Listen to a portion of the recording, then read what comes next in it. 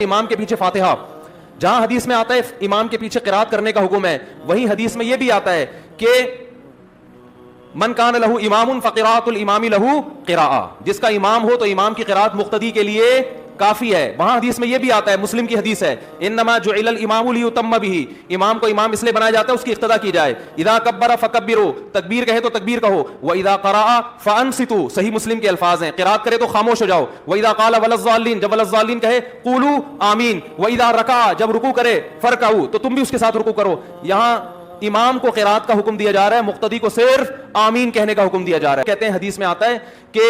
لا صلاۃ الا بفاتحۃ الکتاب, سورہ فاتحہ کے بغیر نماز نہیں ہوتی. صحیح مسلم میں دوسری حدیث بھی ہے, من لم یقرأ بفاتحۃ الکتاب فصاعدا, جو سورہ فاتحہ پلس تلاوت نہیں کرتا اس کی نماز نہیں ہوتی. ہم کہتے ہیں جب باقی تلاوت میں امام کی تلاوت مقتدی کے لیے کافی ہے تو فاتحہ میں بھی کافی ہونی چاہیے. میرا مقصد ابھی فروعی مسائل کے دلیل دینا نہیں ہے, دلیل ادھر بھی ہے ادھر بھی ہے, تو آپ ان مختلف دلائل میں اپنے عالم کو فالو کرتے ہو جس پر آپ کو اعتماد ہوتا ہے, آپ اس کی رائے کو لے رہے ہوتے, آپ ڈائریکٹ نبی کو فالو نہیں کر رہے ہوتے. ڈائریکٹ نبی کو فالو کرو گے تو یہ تو ساری حدیثیں نبی کی ہیں, ان میں کس کو لینا ہے کس کو چھوڑنا ہے. میں سمجھ گیا آپ کی بات. آپ کا دو سوال ہے, ایک یہ کہ اس طرح کے اختلافات ہوں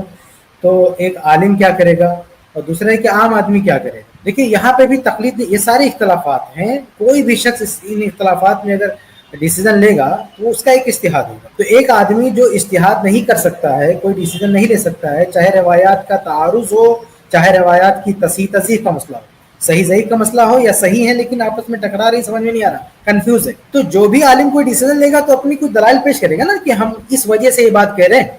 اور جو کہے گا کوئی دوسری بات کہے گا وہ بھی اپنی دلائل پیش کرے گا. تو ان اختلافات میں جب بھی عالم اپنا کوئی اوپینین دے گا, کوئی رجلٹ پیش کرے گا, تو اس کی تائید میں کوئی بات بھی رکھے گا نا کہ ہم ایسا اس وجہ سے بول رہے ہیں. تو اب وہاں پہ ایک عام شخص موازنہ کر سکتا ہے کہ یہ صاحب یہ بات کہہ رہے ہیں, ان کی بات میں کتنا وزن ہے, دوسرے صاحب یہ بات کہہ رہے ہیں, ان کی بات میں کتنا وزن ہے. تو اس حساب سے آدمی کنفرم کر سکتا ہے کہ کس کی بات وزندار ہے, اس میں لینا ہے. اب جیسے آپ نے 3 حدیثوں کی طرف اشارہ کیا, ایک حدیث لا صلاۃ لمن لم یقرأ بفاتحۃ الکتاب, کہ جو سورہ فاتحہ نہیں پڑھے گا اس کی نماز نہیں ہوگی. پھر آپ نے کہا کہ ایک روایت میں آتا ہے کہ لا صلاۃ لمن لم یقرأ بفاتحۃ الکتاب, یا اس میں ایک لفظ ہے فصاعدا کا, کہ اس کی طرف شاید آپ نے اشارہ کیا ہے کہ بھئی ایک روایت میں یہ بھی آتا ہے کہ جو سورہ فاتحہ نہیں پڑھے گا اور سورہ فاتحہ فصاعدا, سورہ فاتحہ یا اس سے زیادہ نہیں پڑھے گا تو اس کی نماز نہیں ہوگی. تو اب آپ کو لگتا ہے کہ تو 2 بات آ گئی, ایک تو ایک روایت میں یہ کہا جا رہا تھا کہ سورہ فاتحہ پڑھنا کمپلسری ہے, اب یہاں سورہ فاتحہ پلس کچھ اور کہا جا رہا ہے جبکہ ایسا نہیں ہے. اب اس کنفیوژن کا 2 جواب. ایک جواب یہ ہے کہ فصاعدا کے جو الفاظ ہیں نا, بعض محدثین نے اس کو ضعیف قرار دیا. شیخ نوارپوری صاحب کی کتاب ہے توفۃ الکلام, کیا کہتے ہیں, سورہ فاتحہ پہ ایک پوری کتاب ہے تحقیق الکلام, اس میں انہوں نے بہت تفصیل سے ثابت کیا ہے کہ یہ جو فصاعدا کے الفاظ ہیں یہ محل نظر ہے. تو پہلا جواب تو یہ ہو گیا کہ اس کے صحیح اور ثابت ہونے کا مسئلہ, جو آپ کو ٹکراؤ دکھ رہا تھا, جب وہ ورڈ ثابت ہی نہیں ہے تو پھر یہ ٹکراؤ ختم ہے. دوسرا یہ کہ اگر اس کو آپ ثابت ہی مان لیں, تو امام بخاری رحمہ اللہ نے اس کا جواب دیا. امام بخاری رحمہ اللہ کہتے ہیں کہ فصاعدا یہ تو ایسے ہی نا جیسے چور کا ہاتھ کاٹنے کے بارے میں کہا گیا کہ ربع درہم, بھائی 12 باتوں میں کیا آتا ہے کہ ربع درہم میں چور کا ہاتھ کاٹا جائے گا, اور بعض روایتوں میں آتا ہے ربع درہم فصاعدا, ربع درہم ہو یا اس سے زیادہ چوری کرے. تو حقیقت میں ان دونوں میں کوئی تضاد نہیں ہے.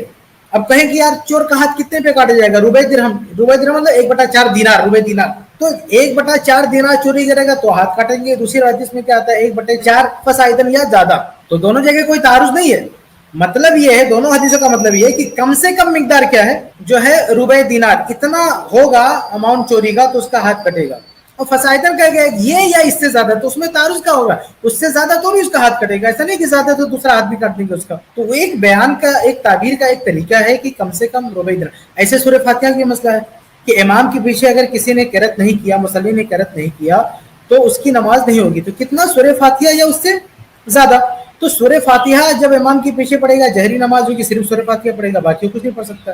جہری نماز نہیں ہوگی تو سورہ فاتحہ پلس کچھ اور اس کو پڑھنا ہے. تو دونوں صورتیں پیش آتی ہیں. کبھی مقتدی کیا ہوتا ہے, صرف اس کو سورہ فاتحہ پہ اقتدا کرنا ہوتا ہے, کبھی سورہ فاتحہ کے علاوہ کچھ اور پڑھنا ہوتا ہے, اس کو وہ بھی اس پر لازم ہوتا ہے. تو یہ کہہ دیا گیا سورہ فاتحہ یا اس سے زیادہ, سورہ فاتحہ یا اس سے زیادہ. تو اس میں کوئی تضاد کی بات نہیں. اصل دونوں حدیث کا مطلب یہ کہ کم سے کم سورہ فاتحہ اس کو پڑھنا, یہ اس کے لیے کمپلسری. اس کے ساتھ اور پڑھ رہا تو اس کا پلس پوائنٹ ہے کہ اور پڑھ رہا, اس سے کوئی مسئلے پہ کوئی فرق نہیں پڑتا. تو یہ حدیثوں میں تعارض نہیں ہے. تو دو جواب اس کا علماء نے دیا، ایک تو یہ کہ فصائدن کے الفاظ ثابت نہیں ہے، دوسرا یہ کہ اگر ثابت بھی ہے تو اس میں کوئی تعارض کی بات نہیں ہے، مراد یہ ہے کہ کم سے کم سورہ فاتحہ کمپلسری ہے۔ اب کوئی سورہ فاتحہ اور بھی پڑھتا ہے اس لیے یہ کہہ دیا گیا فصائدن کے الفاظ ہے، جیسے چوری کے معاملے میں کم سے کم ربع دینار ہے جس پہ ہاتھ کٹتا ہے، کبھی کبھی ربع دینار سے زیادہ بھی چراتا ہے، ایسا نہیں کہ ربع دینار آدمی چرائے گا اور بھی چرا لے تو اس کا بھی ہاتھ کٹے گا، اس دونوں حدیثوں میں کوئی تعارض نہیں ہے۔ شیخ وہ امام کی قرات والا بھی سوال تھا ان کا، ہاں وہ جو ابن ماجہ وغیرہ کی روایت ہے کہ من کان لہ امام فقراءۃ الامام لہ قراءۃ، اس میں یہ کہ اگر ہم اس کو صحیح بھی مان لیتے ہیں کہ امام کی قرات مقتدی کی قرات ہے تو یہ سورہ فاتحہ کے علاوہ ہے، یعنی جہری نماز ہے، اب امام قرات کر رہا ہے تو اگر امام نے سورہ فاتحہ پڑھا تو ایک مقتدی کو پڑھنا پڑے گا، لیکن سورہ فاتحہ کے علاوہ مزاد الفاتحہ، سورہ فاتحہ کے علاوہ جو کچھ امام پڑھتا ہے مقتدی کو پڑھنے کی ضرورت نہیں ہے، تو اس میں تو سورہ فاتحہ کا نام نہیں ہے کہ امام کی قرات مقتدی کی قرات ہوتی ہے، اس میں سورہ فاتحہ کا ذکر نہیں ہے، اس میں ایک عام سی بات ہے، لیکن دوسری حدیث میں وضاحت آ گئی ہے کہ سورہ فاتحہ پڑھنا ضروری ہے، تو دونوں حدیثوں کو ساتھ ملاتے ہیں تو مطلب یہ نکلتا ہے کہ امام کی قرات مقتدی کی قرات ہوگی، ہر جگہ ہوگی سوائے سورہ فاتحہ کے، یہاں پہ امام کی قرات مقتدی کی قرات نہیں مانی جائے گی۔ جیسے آپ دیکھیں قرآن میں ہے حرمت علیکم المیتۃ، مردہ کوئی جانور جو حلال تھا اگر وہ مر جائے بغیر ذبح کیے آپ اسے نہیں کھا سکتے، لیکن مچھلی کے بارے میں کیا آتا ہے کہ والحل میتتہ، سمندر کا مردہ جو ہے حلال ہے، ایسے کئی حدیث ہیں جس میں مچھلی مر گئی تو بھی ہم اس کو کھا سکتے ہیں، تو ہم کیا کہیں گے کہ حدیث قرآن ٹکرا گیا؟ ایک منٹ سنیے، حدیث قرآن ٹکرا نہیں رہا، حدیث میں ایک عام سی بات تھی کہ کوئی بھی چیز مر گئی، کوئی بھی جانور مر گیا آپ اسے نہیں کھا سکتے، اب ایکسیپشن کیا آ گیا مچھلی کے لیے، مچھلی مر گئی تو بھی آپ کھا سکتے ہیں، تو ایسے جو حدیث ہے ابن ماجہ کی کہ امام کی قرات مقتدی کی قرات، یہ عام سی بات ہے، لیکن اب ایکسیپشن مل رہا ہے سورہ فاتحہ کے بارے میں، نہیں سورہ فاتحہ آپ کو پڑھنا ہے امام کے پیچھے تو بھی پڑھنا ہے، تو ہم اس کو ایکسیپشن کے طور پہ لیں گے کیونکہ اللہ کے نبی صلی اللہ علیہ وسلم نے خاص مقتدی کے بارے میں کہہ دیا کہ تمہیں سورہ فاتحہ پڑھنا ہے، تو وہ حدیث سورہ فاتحہ کے علاوہ کے لیے ہے اور سورہ فاتحہ کے لیے الگ سے ایکسیپشن ہے۔ اللہ کے نبی سنن نبی داؤد کی روایت ہے، امام بخاری نے جزء قرات میں نقل کیا ہے، کئی روایتیں کئی سندیں بھی اس کی ہے، واقعہ یہ ہے کہ اللہ کے نبی صلی اللہ علیہ وسلم نماز پڑھا رہے ہیں، آپ صلی اللہ علیہ وسلم امام ہیں اور آپ کے پیچھے صحابہ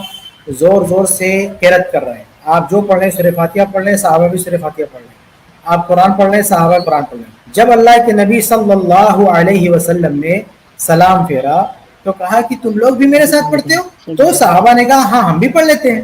تو اللہ کے رسول صلی اللہ علیہ وسلم فرمایا کہ تم لوگ ایسا مت کرو سوائے سورہ فاتحہ کے، الا بفاتحہ الکتاب، کیونکہ فإنہ لا صلاۃ لمن لم یقرأ بها، کیونکہ سورہ فاتحہ جو نہیں پڑھے گا اس کی نماز نہیں ہوتی۔ تو اس حدیث میں آپ دیکھیے کہ اللہ کے نبی صلی اللہ علیہ وسلم نے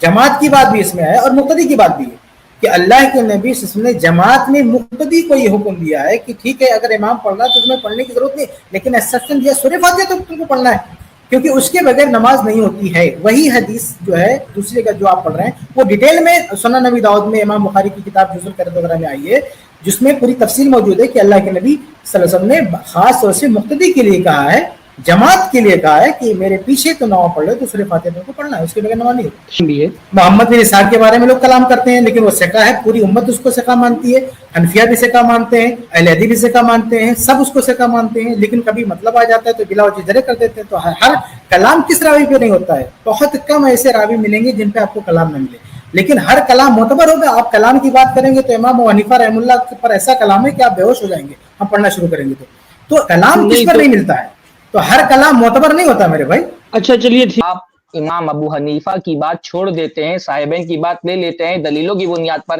اور وہ آپ صحیح ہوتے ہیں، اور ہم امام ابو حنیفہ کی بات چھوڑ دیتے ہیں، امام شافعی کی بات لے لیتے ہیں، جمہور کی بات لے لیتے ہیں، تو ہم غلط ہو جاتے ہیں۔ آپ نے کوئی واضح فرق نہیں بتایا اپنے رویے میں ہمارے رویے میں۔ آپ مقلد ہیں، مقلد ہونے کے باوجود اتنی ماشاءاللہ آپ کے اندر صلاحیت پیدا ہو گئی ہے کہ آپ ایک مجتہد کو چھوڑ کر کے دوسرے مجتہد کا قول لے لے رہے ہیں، حالانکہ آپ مقلد ہیں آپ مقلد پر آپ تقلید کے باوجود اتنی بڑی جرأت کر رہے ہیں کہ ایک مسئلے میں کہنے کہ امام حنیفہ غلط ہیں اور صاحبین کا قول صحیح ہے، باوجود اس کی کہ آپ مقلد ہیں۔ مقلد جو ہے وہ بیٹھ کر کے مجتہدین کے درمیان فیصلہ کر رہا ہے، ریفری بنا ہوا ہے۔ تو ناظرین کرام آپ نے دیکھا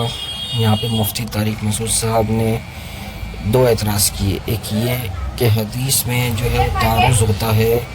اسی لیے ہم کسی ایک امام کی تقلید کرتے ہیں،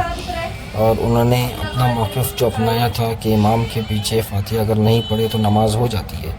تو اس کا جواب شیخ کفایت اللہ سنابلی حفظ اللہ نے دونوں کا بہت بہترین انداز میں دیا، اور پھر لاسٹ میں جو شیخ سرفراز فیضی نے حفظ اللہ جو جواب دیا وہ بھی بہت ہی بہترین تھا کہ آپ لوگ مقلد ہو کے مجتہد کے درمیان فیصلہ کر لیتے ہیں کہ دونوں مجتہد میں امام ابو حنیفہ اور ان کے شاگردوں میں کون صحیح ہے، اور آپ ایک کی رائے اختیار کرتے ہیں۔ جو رویہ آپ اپنا رہے ہیں وہی رویہ ہمارا بھی ہے اس مسئلے میں۔ ہم بھی دیکھتے ہیں کون سے مجتہد کی رائے بہتر ہے، وہ رائے قرآن و سنت کے مطابق ہے، اس رائے کو اپناتے ہیں۔